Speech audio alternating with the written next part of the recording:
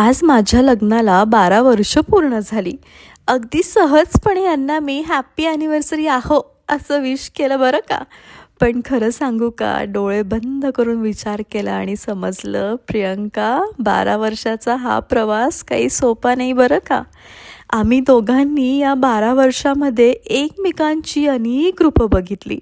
लग्नानंतर घरात छोटे, थोडे अल्लड, मस्तीखोर, हजारो मित्रांचे लाडके माझे आहू झाले. त्यांना मी हळूहळू बदलताना, जबाबदार होताना, वडील होताना, बऱ्याचदा चिडताना, मोठ्याने ओरडताना आणि मला समजवताना, आपल्या बायकोला यशस्वी होण्याकरता खंबीरपणे उभं राहताना पाहिलंय. माझ्या आहूंनी माझ्याशी लग्न केलं तेव्हा मी अगदीच 19 वर्षाची, घरात मम्मी आजीची खूप लाडकी, एकुलती एक बरं का. एक गृहिणी म्हणून मी यांच्या घरात पाऊल टाकलं आणि हळूहळू भय्यूची बायको म्हणून वावरू लागले.